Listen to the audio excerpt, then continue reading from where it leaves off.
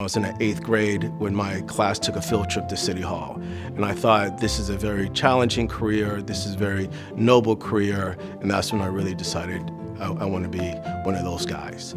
I was inspired to become an immigration attorney because I knew that I wanted to work directly with the Latino population. Leading up and preparing for the bar exam is probably like nothing else that you'll ever do in your life. I know that it was second to childbirth, the hardest thing I've done in my whole life. The bar exam is the gatekeeper.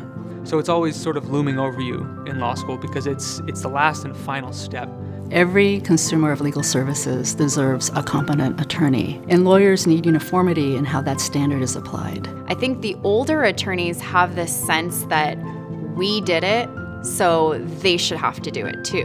If it's changed, it's not going to admit any less competent attorneys. It'll be adapted for the standards of today's practice. I think it's great that the State Bar is making the effort to do a survey of California lawyers to gather information about what, if anything, should change about the bar exam. We want to ensure that the bar exam is testing on practice and not necessarily just memorizing 13 areas of law. It's really important that people register and participate in the research, because without participation and engagement, we won't know and we won't be able to reflect the voices of all the unique attorneys that are out there practicing. It would be great if we could come up with a fair and objective way of testing whether people who want to be lawyers have lawyerly judgment.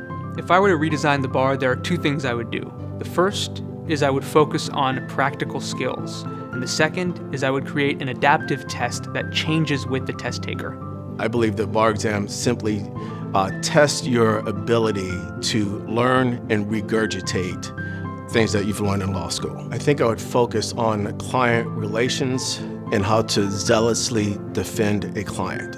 I think young lawyers need to understand their professional ethical responsibilities in light of technological changes. It would be great to have a component that helps students demonstrate and practice the course skill set of advocacy, like a behavioral interview of how to actually get through all the things that are on your plate during a given week. There are so many attorneys out there in the state of California doing a million different things, and without that input, we really don't understand what attorneys are doing on a day-to-day basis.